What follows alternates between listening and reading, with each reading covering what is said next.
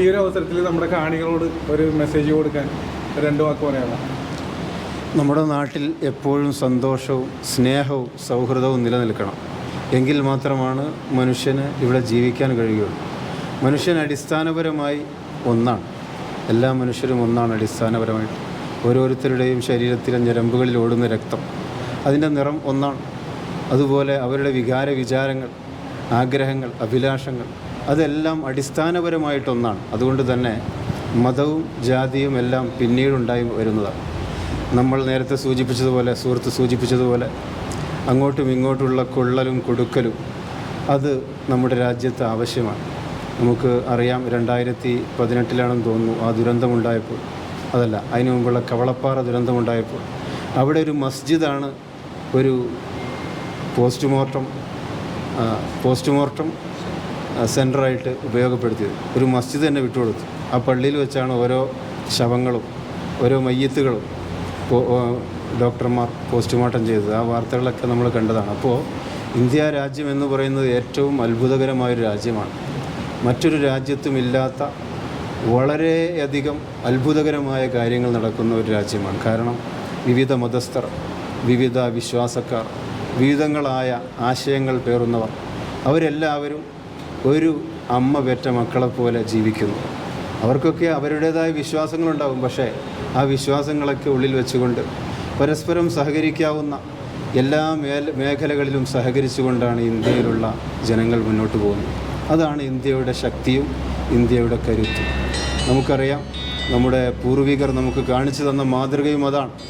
KP കേശവമേനോൻ്റെ ഒരു പുസ്തകമുണ്ട്, നവഭാരത ശില്പികൾ എന്ന് പറഞ്ഞു. ആ പുസ്തകത്തിലൊരു സംഭവം ഇപ്പോൾ എനിക്ക് ഓർമ്മ വരികയാണ്. അതുകൂടി ഉദ്ധരിക്കാം.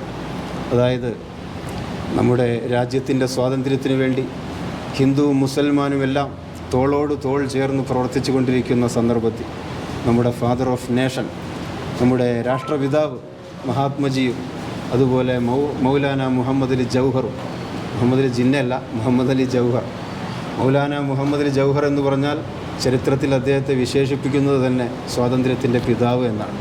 അപ്പോൾ സ്വാതന്ത്ര്യത്തിൻ്റെ പിതാവ് എന്ന് വിശേഷിപ്പിക്കപ്പെടുന്ന മൗലാന മുഹമ്മദ് അലി ജൗഹറും നമ്മുടെ രാഷ്ട്രപിതാവായ മഹാത്മാഗാന്ധിയും ഒരിടത്ത് ഒരുപാട് കാലം താമസിക്കേണ്ടി വന്നിട്ടുണ്ട് പലപ്പോഴും. അന്നേരമെല്ലാം മഹാത്മാഗാന്ധി അദ്ദേഹത്തിൻ്റെ സനാതന ധർമ്മമനുസരിച്ചുള്ള കർമ്മങ്ങളിൽ ഏർപ്പെടുന്നു രാവിലെ എഴുന്നേറ്റ്. അതേസമയം തന്നെ മൗലാന മുഹമ്മദ് അലി ജൗഹർ സുബഹി നിസ്കാരത്തിൽ ഏർപ്പെടുന്നു. പ്രഭാതം പൊട്ടിവിടരുമ്പോൾ അല്ലാഹു അക്ബർ അല്ലാഹു അക്ബർ, ദൈവം വലിയവനാണ് എന്ന ആ മഹത്തായ മന്ത്രങ്ങൾ ഉരുവിട്ടുകൊണ്ട് മൗലാന മുഹമ്മദ് അലി ജൗഹർ പ്രാർത്ഥനയിൽ മുഴുകുകയാണ്. അതേസമയം തന്നെ തൊട്ടപ്പുറേ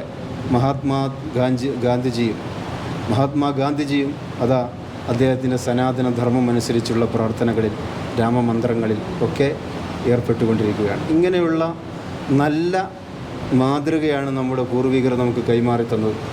അവരൊക്കെ അവരവരുടെ മതത്തിലും അവരവരുടെ ആദർശത്തിലും വിശ്വാസത്തിലും അടിയുറച്ച് നിൽക്കുമ്പോഴും മനുഷ്യർ എന്ന നിലയിൽ പരസ്പരം സഹകരിക്കാനും സ്നേഹിക്കാനും അതുപോലെ സഹായിക്കാനും ഒന്നും അവരുടെ മതം ഒരു തടസ്സമായിരുന്നില്ല. അതുകൊണ്ട് തന്നെ ഒരിക്കലും മതം ഒരു സംഘർഷത്തിനോ അല്ലെങ്കിൽ ഒരു കലാപത്തിനോ കാരണമായി മാറരുത്.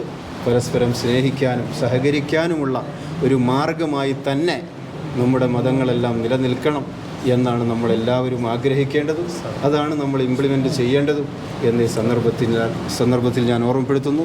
നമ്മുടെ ശ്രീനാരായണ ഗുരു വരാശ്രമ സംഘത്തിൻ്റെ ഈ മഹത്തായ ഈ മാതൃക ഏറ്റവും നല്ലൊരു മാതൃകയായിട്ട് എരൂരിൻ്റെ ചരിത്രത്തിൽ രേഖപ്പെടുത്തപ്പെട്ടിരിക്കുന്നു. അല്ലാഹു സുബ്ഹാനഹു വ തആല നമ്മെ എല്ലാവരെയും 2 ലോകത്തും അനുഗ്രഹിക്കുമാറാകട്ടെ.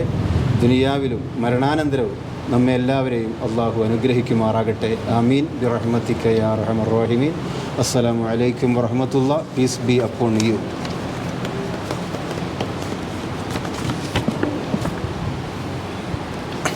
ഇന്ന് ഈ ചടങ്ങ് ഇവിടെ സംഘടിപ്പിക്കുന്നതിന് വേണ്ടി കുറേ നാളുകളായി ശ്രീനാരായണ ഗുരുവരാശ്രമ സംഘം പ്രവർത്തകർ ആലോചിച്ച് എടുത്തൊരു തീരുമാനമാണ്. നമ്മൾ ദൈവത്തിന് മേലെ ഇന്ന് നമ്മൾ കണ്ടു, പള്ളിയും അമ്പലവും എല്ലാം പ്രകൃതി നശിപ്പിച്ചിട്ടുള്ള ഒരു കാഴ്ച നമ്മൾ വയനാട് കണ്ടു.